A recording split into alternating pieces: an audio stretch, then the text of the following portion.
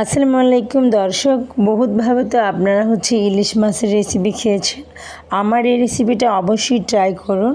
তো আমি ইলিশ মাছ ধুয়ে কেটে পরিষ্কার করে নিয়েছি। এখন এ পর্যায়ে দিয়ে দিচ্ছি হলুদের গুঁড়া 1 টেবিল চামচ। এখন আমি দিয়ে দিচ্ছি মরিচের গুঁড়া 2 টেবিল চামচ। তো আপনার চাইলে কম বেশি দিতে পারবেন, কোনো প্রবলেম নেই। পুরো স্টেপে দেখবেন। দিয়ে দিচ্ছি স্বাদ মতো লবণ। তো এখন দিয়ে দিচ্ছি সরিষার তেল। সরিষার তেলটা অবশ্যই দেবেন। তো আপনার চাইলে রান্নার তেল ব্যবহার করতে পারেন। আমি হাঁড়ি গরম করতে দিয়েছি। এখন আমি যেটা করব, মাছটা ভালো করে মাখিয়ে নেব মশলার সাথে।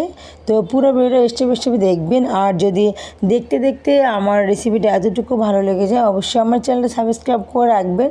যারা অলরেডি সাবস্ক্রাইব করেছেন অসংখ্য ধন্যবাদ। তো পুরো ভিডিও দেখার অনুরোধ রইল। আশা করি আপনাদের খুবই ভালো লাগবে এবং কাজে আসবে।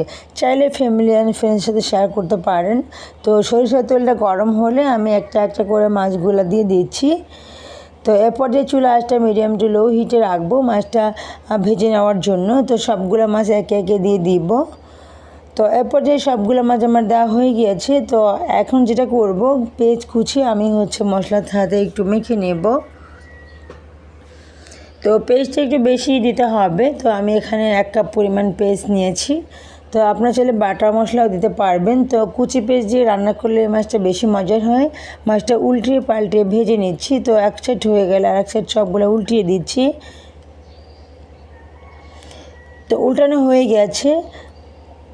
এরপর আমি যেটা করব, আমি পেঁয়াজগুলো আর কাঁচামরিচ মেখে রেখেছিলাম এগুলো উপর দিয়ে ছিটিয়ে দিব।